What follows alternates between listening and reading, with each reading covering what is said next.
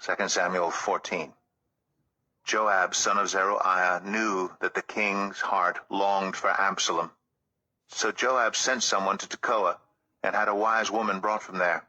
He said to her, "Pretend you are in mourning, dress in mourning clothes, and don't use any cosmetic lotions. Act like a woman who has spent many days grieving for the dead. Then go to the king, and speak these words to him." And Joab put the words in her mouth. When the woman from Tekoa went to the king, she fell with her face to the ground to pay him honor, and she said, "Help me, your majesty." The king asked her, "What is troubling you?" She said, "I am a widow. My husband is dead. I, your servant, had 2 sons. They got into a fight with each other in the field, and no one was there to separate them. One struck the other and killed him.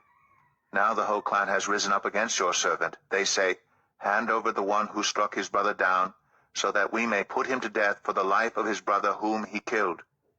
Then we will get rid of the heir as well.' They would put out the only burning coal I have left, leaving my husband neither name nor descendant on the face of the earth." The king said to the woman, "Go home, and I will issue an order in your behalf." But the woman from Tekoa said to him, "Let my lord the king pardon me and my family, and let the king and his throne be without guilt." The king replied, "If anyone says anything to you, bring them to me, and they will not bother you again." She said, "Then let the king invoke the Lord his God to prevent the avenger of blood from adding to the destruction, so that my son will not be destroyed. As surely as the Lord lives," he said, "not one hair of your son's head will fall to the ground." Then the woman said, "Let your servant speak a word to my lord the king." "Speak," he replied. The woman said, "Why then have you devised a thing like this against the people of God? When the king says this, does he not convict himself? For the king has not brought back his banished son.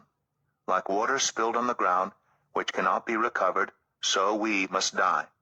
But that is not what God desires. Rather, he devises ways so that a banished person does not remain banished from him. And now I have come to say this to my lord the king, because the people have made me afraid. Your servant thought, I will speak to the king. Perhaps he will grant his servant's request.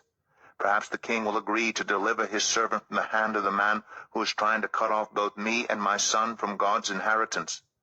And now your servant says, May the word of my lord the king secure my inheritance.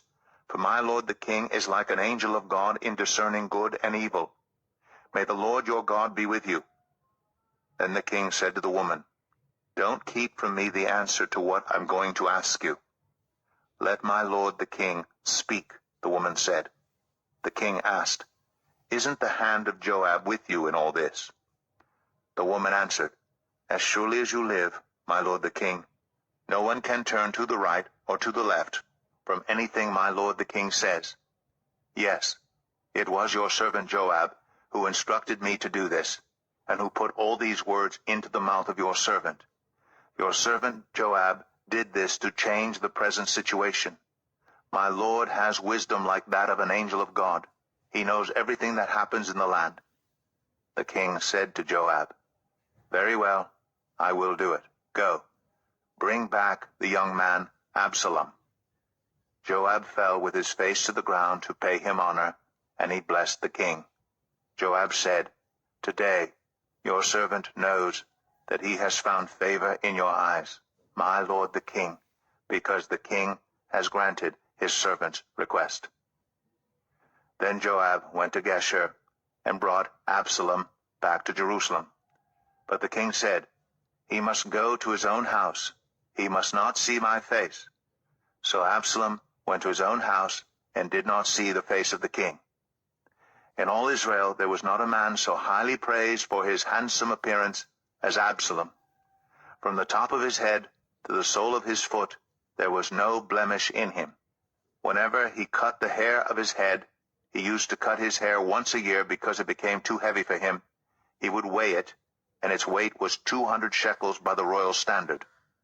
3 sons and a daughter were born to Absalom. His daughter's name was Tamar, and she became a beautiful woman. Absalom lived 2 years in Jerusalem without seeing the king's face. Then Absalom sent for Joab in order to send him to the king, but Joab refused to come to him. So he sent a second time, but he refused to come. Then he said to his servants, "Look, Joab's field is next to mine, and he has barley there. Go and set it on fire."